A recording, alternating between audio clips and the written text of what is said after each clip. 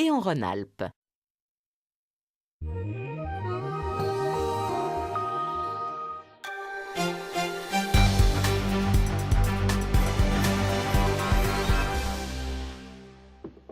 Bonjour à tous, bienvenue et merci de nous rejoindre sur France 3 Alpes. Il est midi, voici les titres de votre journal consacré à l'actualité en Isère et dans les Deux-Savoies. Manuel Valls en visite dans notre région aujourd'hui. Le Premier ministre est à Lyon. Au programme, l'inauguration de l'extension du laboratoire P4, spécialiste européen de l'étude des virus les plus dangereux. Il avait joué un rôle clé dans l'épidémie Ebola. Signature également cet après-midi du contrat de plan État-région. Toute la richesse du fonds permanent du musée de Grenoble livrée au regard du public. 150 œuvres, des peintures, des dessins, des sculptures acquises ou fruits de donations alimentent cette nouvelle exposition intitulée De Picasso à Warhol. Nous vous y emmenons dans le Journal des Alpes. Et puis côté météo, du bleu partout, vous le voyez avec du soleil, du beau temps et des températures qui grimpent. Il fera chaud cet après-midi et c'est tant mieux, de 23 à 29 degrés. Mais d'abord, souvenez-vous, il y a 3 ans, le terroriste Mohamed Merah semait l'effroi en assassinant 7 personnes à Toulouse et Montauban. Depuis, la mère de sa première victime, le soldat français Imad Ibn Ziaten, multiplie les conférences partout en France pour parler de paix et de tolérance. Elle est aujourd'hui en Isère, à Saint-Martin-d'Air, où elle a rencontré ce matin le maire de la commune. Cet après-midi, ce sera au tour d'élèves d'écoles primaires et de collèges. Écoutez-la, interrogée ce matin par Faïza Garel et Jordan Guéant. J'ai perdu un fils. Je suis une mère endeuillée, une mère en souffrance. Et à travers ma souffrance, je voudrais aider les autres et je ne veux pas avoir un autre Merah. C'est important pour rencontrer les jeunes, pour passer ce message de paix, ce message de vivre ensemble et d'approcher vers l'autre. C'est très important aujourd'hui de passer ce message et de parler avec ces jeunes qui sont perdus, qui sont livrés eux-mêmes. Ils ont besoin de prendre un peu d'assurance et de passer aussi le message aux parents. C'est très important. Je vous le disais en titre, Manuel Valls est en Rhône-Alpes aujourd'hui. Une visite du Premier ministre placée sous le signe de la compétitivité économique et de l'innovation. Elle a commencé ce matin sur le site du biodistrict de Lyon-Gerland, creuset de la recherche et du développement en matière de santé et de biotechnologie. Reportage de Valérie Benet et François Rudolph. 1 heure montre en main pour la visite du biodistrict de Lyon-Gerland. Le Premier ministre, accompagné aujourd'hui de la ministre de l'Éducation nationale et de la secrétaire d'État chargée du numérique, était guidé par le président directeur général de l'INSERM. Toute cette pièce est en dépression, c'est-à-dire que tout l'air qui rentre là est très filtré. Dépression pour ne pas qu'il y ait le risque que quoi que ce soit sorte. Et par contre, les scaphandres que vous voyez, ils sont gonflés comme des vipins d'œufs parce que ceux-là sont en surpression. Un environnement confiné et ultra sécurisé qui va de la paillasse du chercheur à l'industrialisation des produits en biotechnologie. Toute la chaîne de valeur est ici représentée depuis la formation, la recherche fondamentale jusqu'au développement de produits utiles au diagnostic et au traitement. Ici, on prévient et on guérit. Un déplacement ministériel sous le signe de l'innovation et pas seulement médicale. Cet après-midi, ce sont les start-up lyonnaises que Manuel Valls découvrira. La capitale des Gaules étant une des premières métropoles françaises à avoir reçu le label French Tech qui doit les aider à accélérer leur croissance. Voilà, vous l'avez entendu dans ce reportage P4, une lettre et un chiffre derrière lesquels se cache le premier et le plus grand centre européen de haute sécurité biologique. Depuis une quinzaine d'années, dans ce laboratoire ultra sécurisé, un bunker, vous l'avez vu, les chercheurs étudient les virus les plus dangereux de la planète, comme le virus Ebola par exemple. Retour sur l'histoire de ce laboratoire particulier avec Sophie Valsecki. 2 cubes jumeaux, le deuxième laboratoire a été construit à l'identique. Désormais, le P4, implanté dans le quartier de Gerland à Lyon, compte 200 mètres carrés de plus, un investissement de 11 millions d'euros. Cette extension fait de cette unité de recherche ultra sécurisée le premier centre européen d'études des virus les plus dangereux comme Ebola. Ces nouveaux locaux vont permettre notamment de séparer les activités de recherche et de diagnostic et d'abriter une animalerie. Les chercheurs vont aussi pouvoir travailler sur des bactéries pathogènes, ce qui était impossible sans espace dédié. Ce laboratoire P4 civil est le seul en France. Il est ouvert à toute la communauté scientifique nationale et internationale. Les unités sont hermétiques et filmées en permanence. Pour éviter toute contamination, les chercheurs sont équipés de scaphandres climatisés sur mesure, maintenus en surpression. Les casques sont leur seul lien avec l'extérieur. Cet équipement est absolument indispensable. C'est-à-dire que si quoi que ce soit vous arrive à l'intérieur du laboratoire, il faut que vous puissiez prévenir quelqu'un à l'extérieur pour que tout de suite on mette en place une procédure d'urgence. Mis en service il y a 15 ans, le P4 est né de la volonté de Charles Mérieux qui l'a financé à hauteur de 50 millions de francs à l'époque. Depuis 2004, la Fondation Mérieux a cédé sa gestion à l'INSERM, l'Institut national de la santé et de la recherche médicale. Cette information à présent à découvrir plus en détail sur notre site internet. L'association Mountain Wilderness part en guerre contre les installations obsolètes dans les Alpes.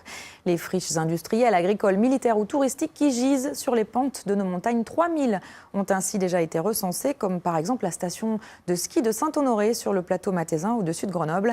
Plus de détails donc sur cette action sur notre site alpes.france3.fr et le reportage complet c'est à découvrir ce soir dans notre édition de 19h. C'est lundi et le lundi, on va voir ce qui se passe juste de l'autre côté des Alpes chez nos voisins suisses et italiens avec Fabrice Légard. Bonjour Fabrice. Bonjour Marie. On commence aujourd'hui avec les nouveaux gardes suisses du pape.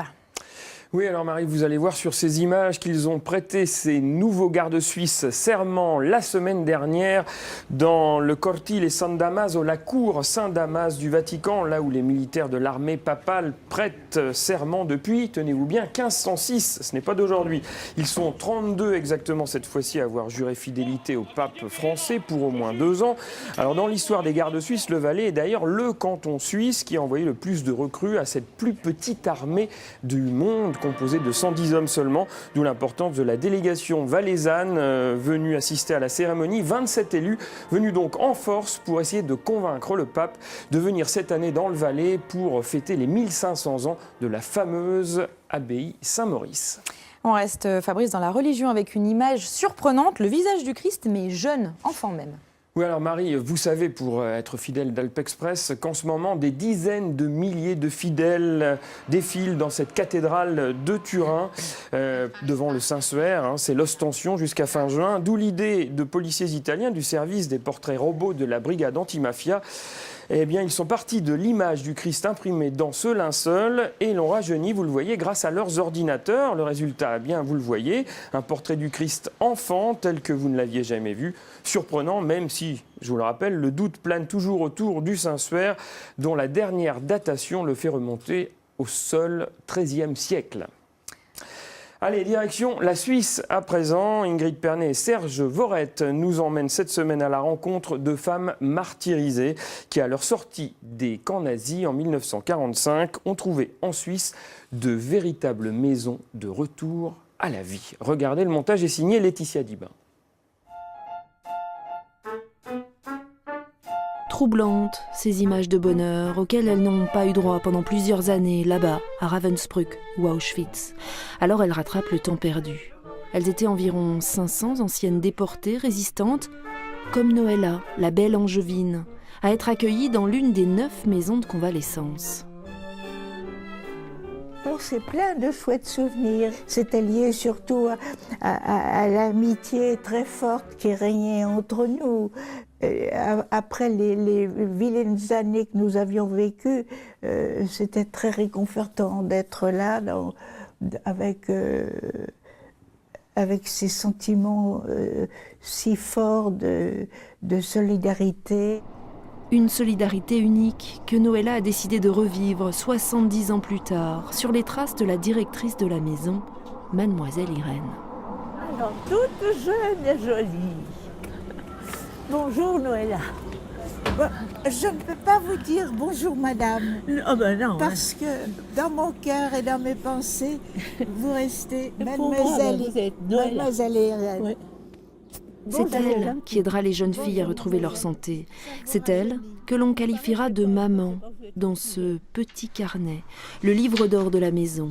Des archives précieuses dans une Suisse à la fois complaisante pour le Troisième Reich, mais aussi bon samaritain pour les victimes. Voici les documents que vous aviez demandés. Ah d'accord, merci. Des moments d'histoire que ces époux devenus écrivains récoltent depuis plus de 4 ans. Des souvenirs très précis, anonymes parfois, comme cette lettre de l'arrivée du premier convoi de femmes déportées, libérées en gare d'Annemasse. Le convoi entra lentement en gare pendant qu'une marche vibrante retentissait. Tous les regards étaient tendus vers les portières des wagons auxquels apparaissaient des visages hâves, les yeux pleins de larmes de ces malheureuses femmes revenues de l'enfer. On ignorait un peu tout, si bien que lorsqu'on a pris des camions, lorsqu'on est monté dans les camions, on était vraiment dans une sorte de flou qui nous laissait un petit peu ignorantes et craintives, parce qu'on ne savait pas du tout si on n'allait pas nous conduire dans des chambres à gaz ou autres. Noëlla passera 3 mois au printemps 45 dans ce chalet d'altitude, entourée par ces femmes qui ont toutes tenté de construire le réconfort de l'après-guerre.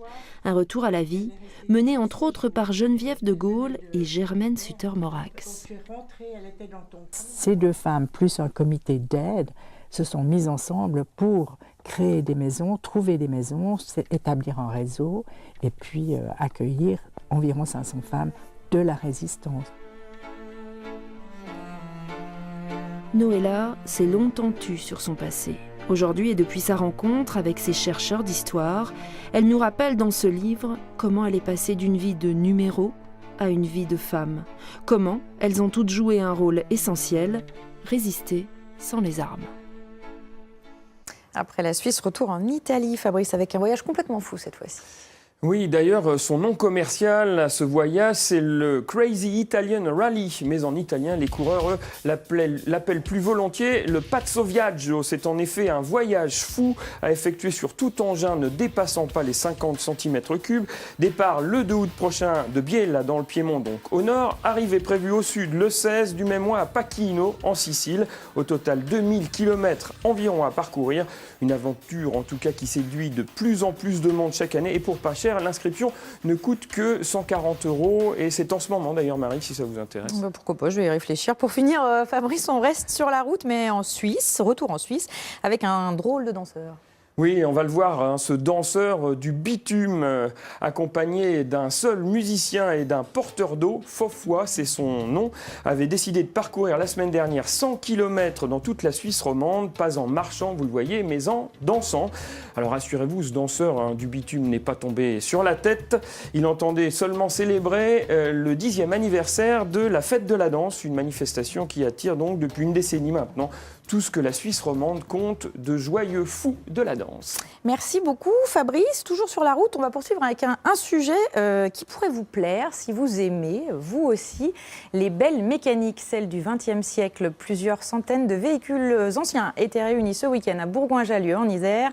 Et une fois de plus, vous allez le voir, les passionnés dauphinois de ces dames de collection ont mis en avant de belles françaises. Reportage de Cédric Picot et Yves-Marie Glos.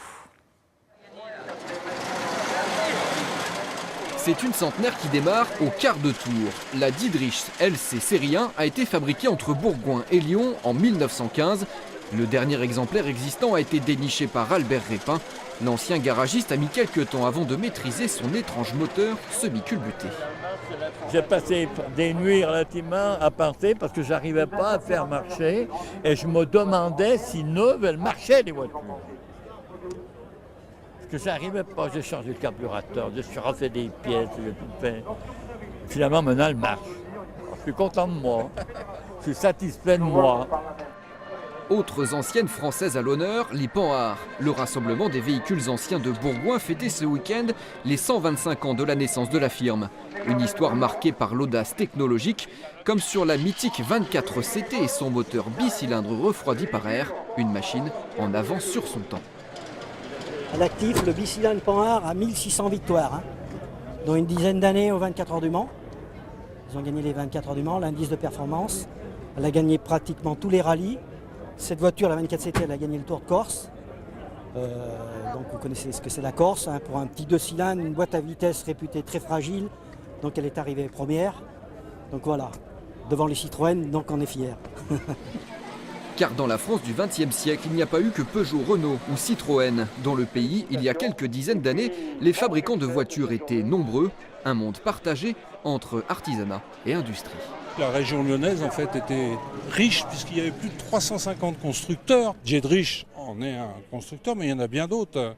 Dietrich utilise un moteur Lacour. Lacour est un grand constructeur lyonnais.